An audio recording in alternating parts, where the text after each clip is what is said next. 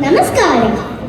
നമ്മുടെ നാട്ടിലും ദുരിതങ്ങൾ തീരാ നോവായി മാറിക്കൊണ്ടിരിക്കുന്ന ഈ കാലഘട്ടത്തിൽ വയനാട് ദുരന്തത്തിൽ മൺമറഞ്ഞു പോയവർക്ക് പ്രണാമർപ്പിച്ചുകൊണ്ട് മോണാക്ട് ആരംഭിക്കുന്നു. 2024 ജൂലൈ 29 രാത്രി. നാരായണ നാരായണ ദൈവമേ, ഇന്നൊരു മഴയാ. മാളൂട്ടിയേ മാളൂട്ടിയേ, എന്നാ മുത്തശ്ശി ഇതുവരെ ഉറങ്ങിയില്ലേ നീ? നേരെ എത്ര വെച്ചിട്ടാ? ഉറക്കം വരുന്നില്ല മുത്തശ്ശി. നാളെ സ്കൂളിൽ പോകുന്നതല്ലേ നിനക്ക്? എങ്കിൽ മുത്തശ്ശി ഒരു കഥ പറഞ്ഞു തന്നാൽ മാളൂട്ടി ഉറങ്ങാം. ഉറപ്പാണോ? ഉറപ്പ്. എങ്കിൽ മുത്തശ്ശി ഒരു കഥ പറയാം. നമ്മുടെ ഈ ഗ്രാമത്തിന്റെ കഥ.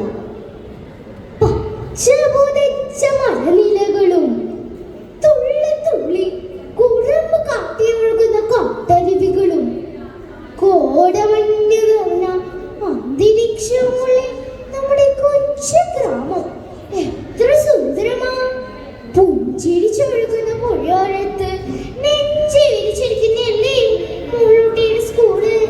അതിനകത്ത് കുറെ പാവം കുട്ടികൾ, കൂട്ടത്തിൽ മോളൂട്ടിയും പിന്നെ ഷമ്മിയും. അതാരാണ് മോള്? My best friend. അത്രയ്ക്ക് ഇഷ്ടമാണ് കുട്ടിക്ക് ഷമ്മിയെ അല്ലേ? ഷമ്മ കൊണ്ടുവന്ന ഭക്ഷണത്തിൽ പകുതി എനിക്ക് തരാറുണ്ട്. എന്നെ ഷമ്മയ്ക്ക് ഭയങ്കര ഇഷ്ടാ.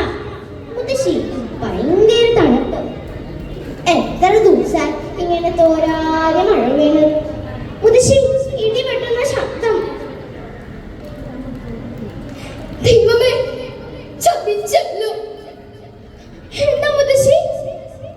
പൊട്ടി പൊട്ടി ഒരേ പൊട്ടി. വെള്ളവും വലിയ പാറക്കല്ലുകളും മരങ്ങളും കൊത്തി അഴിച്ചു വരുന്ന പൊട്ടിയെ. മുത്തശ്ശി എനിക്ക് പേടിയാവുന്നു. നമ്മളെ ചത്തു പോവാ.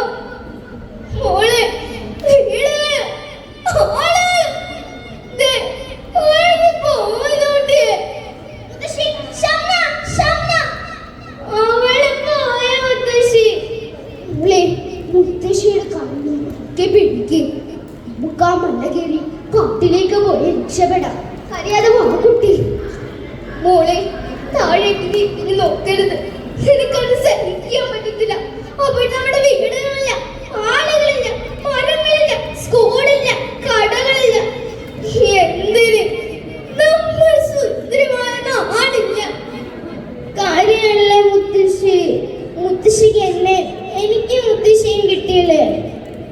മുന്നിലേക്ക് നോക്ക്. എന്തെങ്കിലും കാണുന്നുണ്ടോ? ഒരു വലിയ പാറക്കല്ല്. സൂക്ഷിച്ചു നോക്ക്. അയ്യോ, ആന! മുത്തശ്ശി, എന്റെ കരകൾ വരക്കുന്നു. നമ്മളെ ആന കൊത്തി കൊല്ലോ. മിണ്ടരുത്. സഹ്യപുത്ര, ഒരു വലിയ ദുരിതത്തിൽ നിന്നും രക്ഷപ്പെട്ടു വന്നതാണ് ഞങ്ങൾ. നീ കേൾക്കുന്നില്ലേ അവരുടെ നിലവിളികൾ?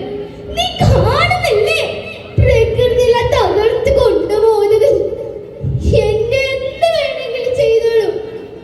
എന്റെ മോളൂട്ടി ഒന്നും ചെയ്യരുത്. പക്ഷേ ആന കരയുന്നു. അതിനെ കണ്ണ് നിറഞ്ഞിരിക്കുന്നു. അതിനെല്ലാം മനസ്സിലാവുന്നുണ്ട് കുട്ടിയെ. കാര്യങ്ങൾ ക്വാടകൾ ഉണ്ടാക്കി പ്രകൃതിയുടെ നെഞ്ചു പിളർന്ന് മനുഷ്യൻ മൃഗമായി മാറിയപ്പോൾ പാവം മൃഗത്തിൽ തോന്നിയ മനുഷ്യത്വം പ്രകൃതിക്ക്